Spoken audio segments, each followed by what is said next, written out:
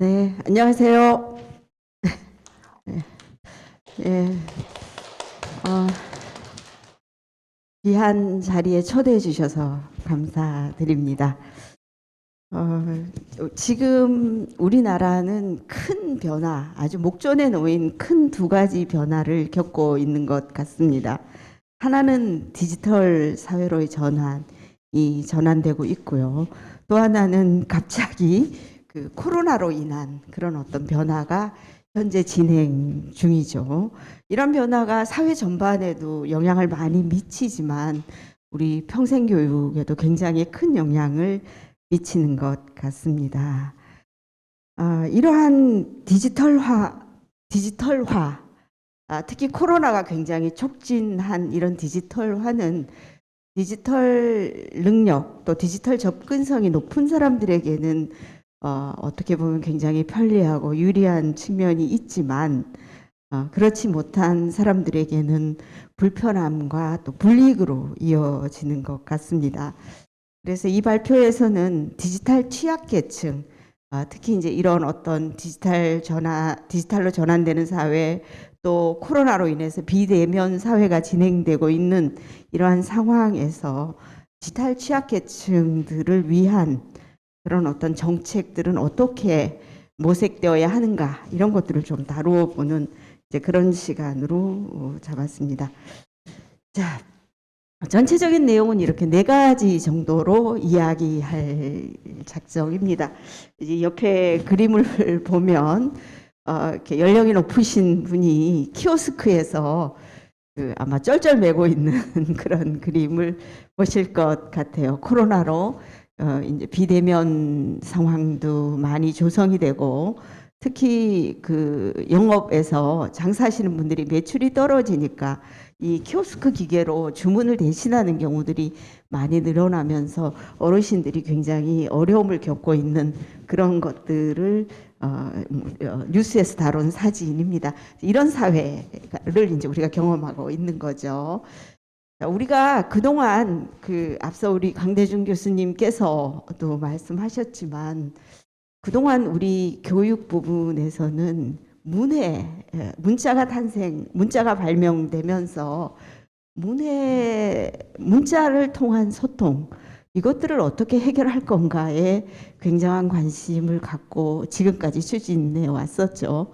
그런 가운데서도 평생교육에서도 이제 비문해자 뭐 이런 사람들이 좀 있었습니다. 그 문제를 해결하려고 노력하고 있고요. 근데 최근에 와서 이제 이 디지털의 등장은 그동안 그 전통적인 문해하는 사람 문해의 능력만으로는 소통할 수 없는 그런 어떤 상황이 주어지는 것 같아요. 그래서 최근에 이제 이런 말들이 많이 유행합니다. 디지털 원주민과 이주민 이야기도 하고요. 또 아날로그 세대다, 뭐 디지털 세대다 이런 얘기들도 많이 하는데요. 디지털 원주민은 어떤 사람을 원주민이라고 하느냐 하면 태어날 때부터 아주 자연스럽게 디지털 기기들을 사용할 수 있는 사람, 이런 사람을 이제 원주민이라고 합니다. 그 다음에 이제 저희 세대 같은 이런 사람들은 이제 아날로그로 살다가 이제 드디어 디지털 기계가 나타나서 열심히 배워서 쓰는 이런 사람을 이제 디지털 이주민이라고 하더라고요. 그래서 뭐 출생 연도로 좀 구분을 하면 80년대를 기준으로 이전에 출생한 사람을 디지털 이주민이라고 하고 그 이후에 굉장히 자유자재로 쓰는 사람을 이제 디지털 원주민이라고 하더라고요. 근데 이 두 세대가 지금 섞여서 지금 살고 있는 사회인 거죠. 또 혹자는 이렇게 뭐 아날로그 세대다, 디지털 세대다라고도 이제 표현을 합니다. 근데 문제는 이 디지털에 익숙한 세대들은 굉장히 그 편리함이라든가 뭐 여러 가지 주는 이익들 때문에 굉장히 환호하죠. 또 기업들도 이런 사람들을 선호하고요. 그러면서 이 아날로그 세대들이 좀 굉장히 좀 어려움을 겪는 직업 전선에서 또 뭐 여러 가지 사회생활에서 어려움을 겪는 이런 문제들이 현재 나타나고 있습니다. 평생교육도 예외는 아닌 것 같습니다. 이제 뭐 비대면이 그 평생교육의 뉴 노멀로 자리 잡을 것이다라는 얘기를 이미 하고 있고요. 특히 지금 진행되는 어떤 상황들을 보면 상당 부분 최근 한 2, 3년 동안 평생교육도 디지털화가 진행이 되고 있는 건 사실인 것 같습니다.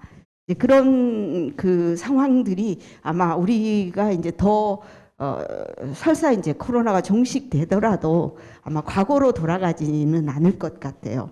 그 전에 익숙한 그런 어떤 주는 편리함 뭐 이런 것들을 충분히 알았기 때문에 아마 상당히 대면과 비대면이 적절히 조화를 이루면서 가지 않을까 이제 그런 생각들도 합니다. 근데 이런 디지털화가 진행되면 진행될수록 우리 사회가 갖는 문제들이 있기 마련이죠. 그래서 여기 보면 그 K자형 양극화라는 말로도 쓰고 뭐 매튜 이펙트라 그래서 이거를 마태 효과라고 하더라고요. 마태복음을 저렇게 매튜라고 써서 그 마태 효과라고 하는데 처음에는 그 작은 격차 같지만 이것에 대한 어떠한 조치들이 없으면 이렇게 이제 양극화되는 사회가 된다.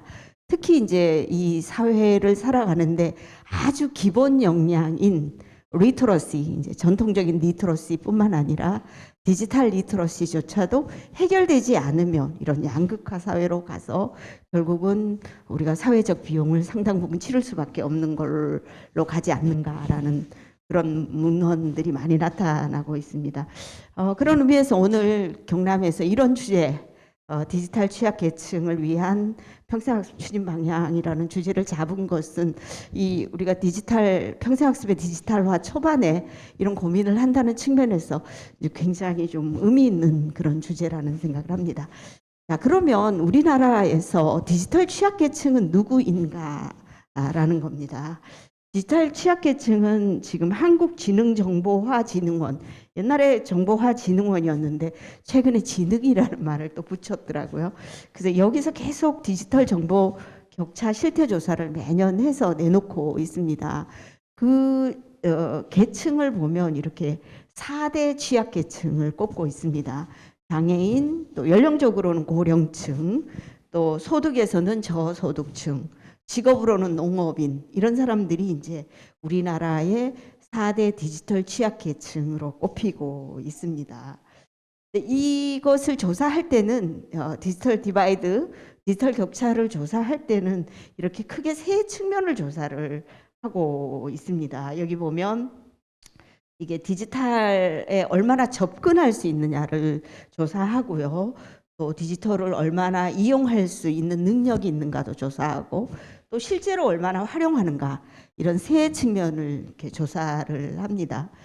그래서 이렇게 보면 접근은 비교적 높게 나오는 반면에 역량이 굉장히 좀 낮고요. 60% 정도, 60점 정도. 그 다음에 여기가 이제 활용은 조금 나은 이제 이런 상태로 지금 나오고 있습니다. 이것을 이제 일반인과 비교해서 설명을 하면 이렇게 일반인을 100점, 보통 사람을 100점으로 놓고 봤을 때 이 디지털 취약계층의 정보화 수준은 지금 여기 보면 고령층이 가장 낮습니다. 한 68.6%이고요.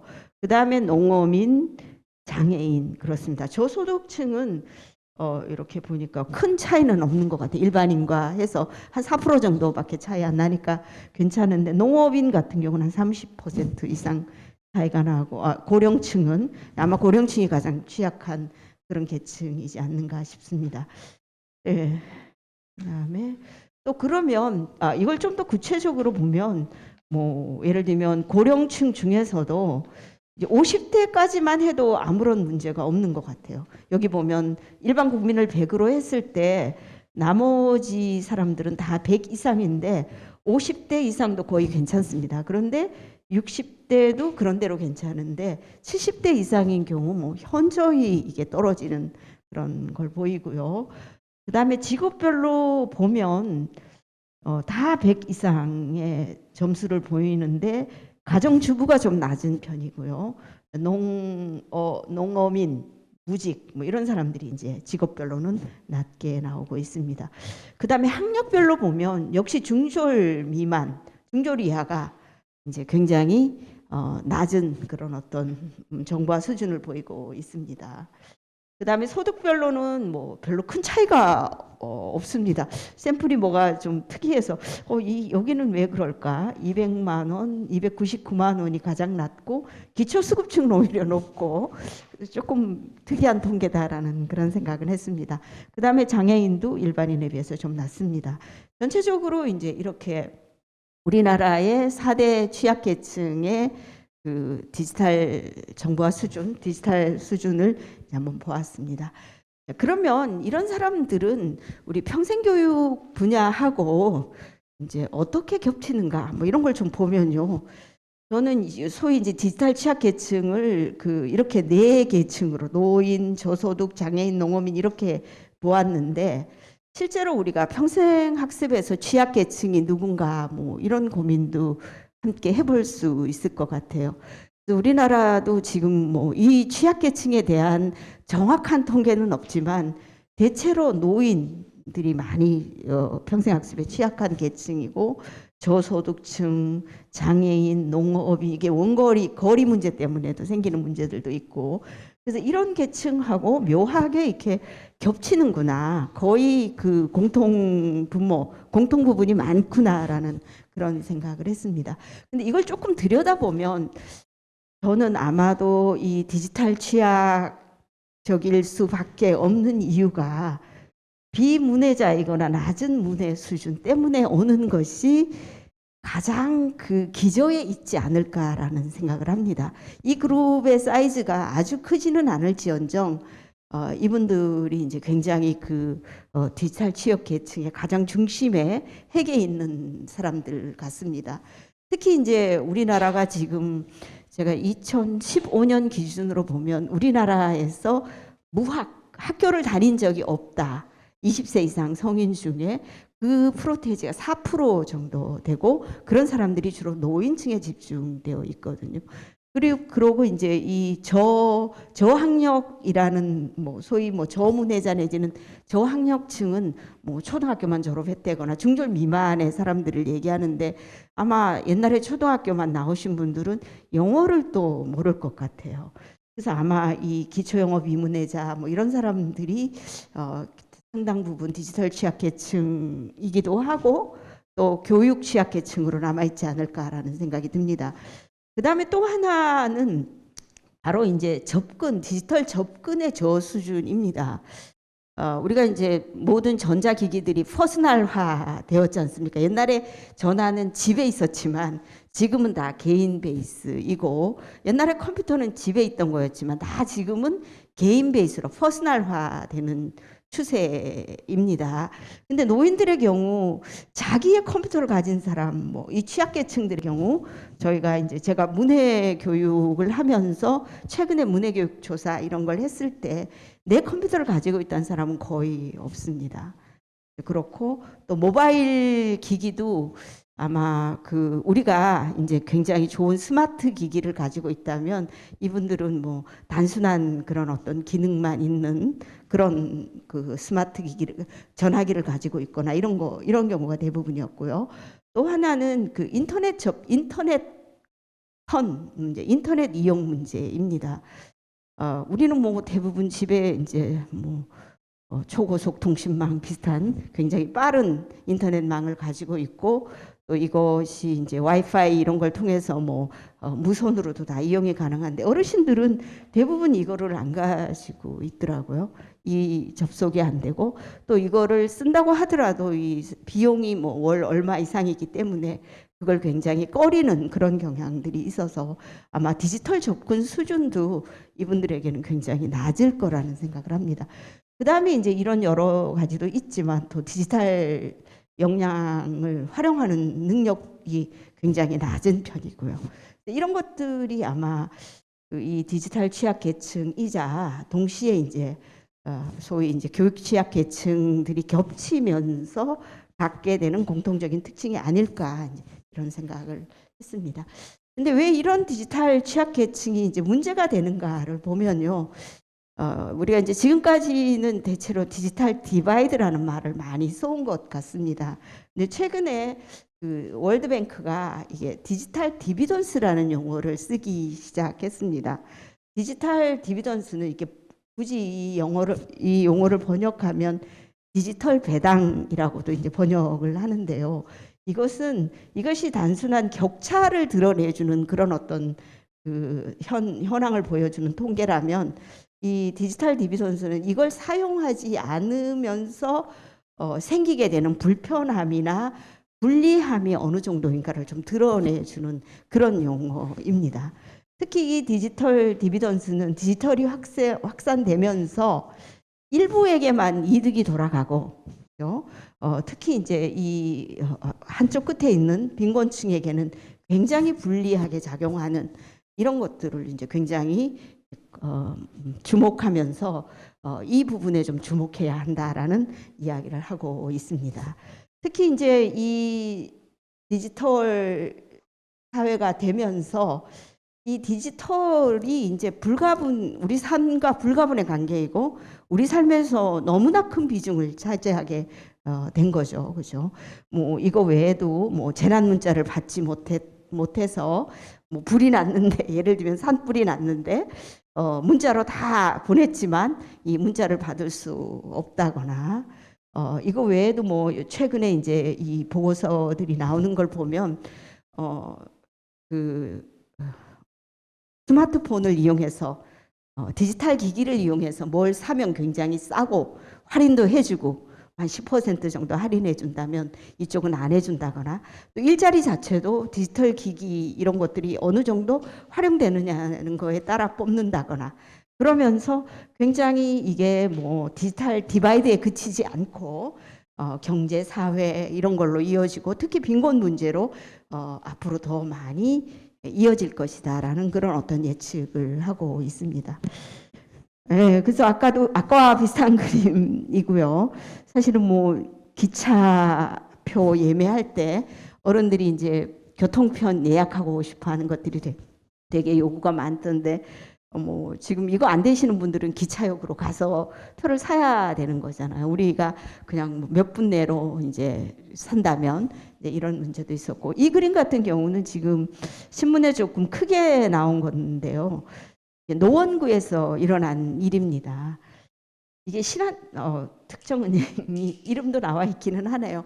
은행이 이제 그동안 면대면 점포, 유인 점포를 운영하다가 무인 점포로 바꾸는 거예요, 이거를. 근데 그 지역의 주민들이 이걸 알고 이거를 이제 금융 소비권, 금융 소외자 우리를 만들지 말라라면서 이제 시위를 하고 뭐 이 본점에다가 또 뭐 이런 항의도 하고, 그래서 이게 조금 조치가 취해진 겁니다.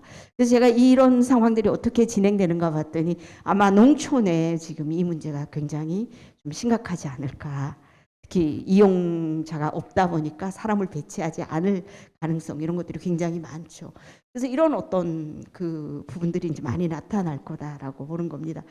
그래서 결국은 이런 어떤 디지털 격차 이런 것들이 사회적 갈등화되고 또 사회적 비용화되면서 결국은 우리가 책임져야 되는 그런 상황이 올 거여서 우리가 좀 사전에 조치를 취하는 게 이런 것들을 충분히 인지하고 취하는 게 좋지 않을까라는 생각을 합니다. 자, 그러면 뭐 조금 이 분야가 이제 굉장히 좀 충분히 사회적 합의랄까 이런 게 이루어지지는 않았지만 제 나름대로 좀 생각을 해본 것들을 대안으로 제시를 하겠습니다. 일단 저는 이 디지털화 사회에서 조금 이 디지털 문제를 굉장히 여러 지자체 단위에서 보면 여러 부처에서 각기 추진하는 현상을 보고 있습니다. 뭐 여기는 뭐 해당 부서는 또 이런 거라고, 또 이렇게 뭐 교육부서는 또 복지부서는 뭐 이렇게 굉장히 다양하게 추진되는 현상들이 있는데, 조금은 우리가 이런 어떤 그 조례라든가 이런 걸 통해서 약간 통합적으로 접근하는 게 좀 필요하지 않는가라는 그런 생각을 합니다. 국회에서도 아마 이런 걸 좀 제정하려다가 작년에 뭐 처리하지 못한 것 같고, 상반기에 이런 법을 좀 제정을 하려고 하는 것 같아요. 그다음에 이제 지자체를 찾아보니까 울산 같은 경우 작년 말경에 이제 이런 계획을 세워서 조금 이렇게 통합적으로 접근해가는 이제 그런 부분이 있어서 이런 조례 같은 걸 좀 마련해서 조금 이렇게 각계 전투로 하고 있는 것들을 통합적으로 가는 게 되게 중요하지 않는가라는 그런 생각을 합니다.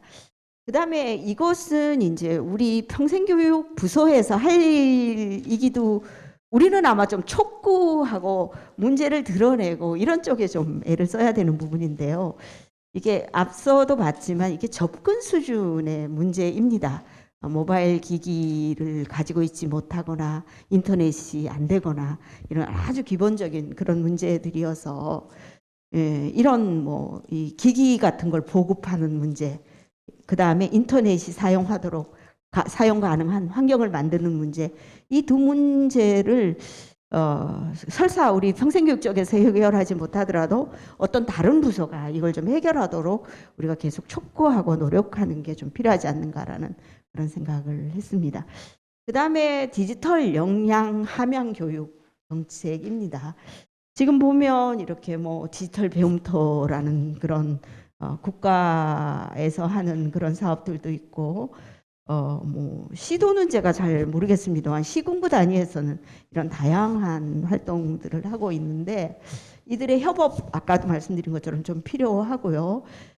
그 다음에 이제 지금 현재 그 디지털 리터러시 교육을 하는 사람들의 전제가 이미 한글 문해, 소위 전통적인 뭐 기초 수준의 문해라든가 영어라든가 이런 거는 가능한데 단지 디지털 기기 활용이 안 되는 사람을 주 핵심 타겟으로 보고 있는 것 같습니다. 그래서 우리는 조금 완전히 진짜 가장 어려운 사람, 이런 사람들을 돕는 그런 전략들은 우리가 펼쳐야지 되지 않을까 싶습니다. 그래서 뭐 서울시 같은 경우는 실제로 이제 우리가 그 전통적인 비문해자 문해교실에서 공부해서 문해가 된 사람들한테 당신이 제일 배우고 싶은 게 뭐냐 그러면 내가 전화로 문자 같은 거 카톡 같은 거 마음대로 쓰게 해달라 이런 요구가 가장 큽니다. 그래서 이제 서울시 평생교육진흥원 같은 데서는 일반 디지털 교사는 안 됩니다. 이 비문해 그룹에게는. 그래서 그들의 특성을 충분히 반영한 이런 디지털 문해교사 같은 양성해서 지금 현재 배치하는 사례들도 있고요. 또 우리 논산 같은 경우도 여기도 이제 문해교육 오래 했는데 초등 수준의 한 3년 정도 문해교실에서 다니고 한글 해독이 된 사람을 대상으로 신나는 디지털 생활이라 그래서 굉장히 쉽게 아주 그림만 따라해도 되게 하는 그런 교재를 개발해서 이제 활용하는 그런 그런 작업들도 현재 하고 있습니다. 그래서 우리가 아마 좀 특성화해서 역할 구분을 해서 접근한다면 우리가 좀 이런 대상에 좀 더 우리가 경쟁력이 있지 않을까 평생교육 쪽에서 다른 부분들은 좀 다른 데서 하도록 우리가 뭐 교육적인 후원을 한다거나 지원을 한다거나 이런 건 가능할 것 같습니다. 그 다음에 또 하나는 그 디지털 역량 교육을 하려면 그냥 되는 건 아닌 것 같습니다. 지금 서초구 같은 데는 이 키오스크를 제작을 했습니다. 여기 보면 아예 이거를 로인 회관마다 끌고 다니면서 강사가 저기에다 이제 소프트웨어도 다 탑재되어 있는 거죠. 수정도 가능하고 그래서 이런 뭐 예를 들면 뭐 이렇게 기차표도 뽑고 뭐 음식도 사고 이런 걸 여기서 바로 연습할 수 있도록 하는 기기를 서초톡톡이라는 기기를 아예 만들었거든요. 그래서 이게 너무 인기가 많아가지고 서울시 전역에서 이걸 이제 빌려다가 쓰기도 하고 또 스마트폰에 깔아서 쓰게 하기도 하는 그런 어떤 조치들이 있었습니다. 그래서 이런 어떤 교육을 하려면 지금 현재 뭐 이런 여러 가지들 조치들이 좀 필요하지 않는가 싶고요. 그 다음에 이제 우리가 지금 현재 보면 평생교육조차도 디지털화 수준은 초보라고 저는 봐집니다. 이제 막 LMS 구축하고 뭐 줌으로 조금 했다가 뭐 또 동영상으로 좀 하고 뭐 이런 수준인데 어차피 이제 우리가 이런 비대면 사회에서 불가피하게 이 비대면 교육이 50% 이상 차지할 거라고 보면 LMS도 좀 제대로 만들고 뭐 국가도 만든다고 하니까 경남도 만들어서 경남 전체를 커버해도 좋을 것 같습니다. 그런 것들도 만들고 뭐 인력도 훈련하고 그다음에 정말 또 중요한 건 거기에 올릴 그 콘텐츠들을 잘 개발할 수 있도록 하는 것. 전통적인 면대면 교육하고 디지털 교육에서 올려서 다루어져야 되는 콘텐츠는 매우 다른 것 같습니다. 그런 부분들 조금 신경 썼으면 좋겠고요. 그다음에 이 부분은 그럼에도 불구하고 디지털 교육이 불가능한 집단이 역시 있습니다. 이들을 소외시킬 수는 없기 때문에 지금 보니까 그 특히 문해교육 같은 데서 많이 되는 게 방문 수업, 또 우편 수업, 전화 수업, 또 조금 나은 사람은 음성으로 카카오톡 그룹콜 같은 데서 불러들여 가지고 수업을 하는 이런 것들을 보면서 역시 그 빼놓을 수 없는 게 이 디지털 기술 사용 불가능자를 위한 그런 어떤 배려 부분도 역시 남겨놓아야 되지 않는가 이제 이런 생각을 했습니다. 예, 이렇게 이제 제 발제를 마치도록 하겠습니다. 네, 감사합니다.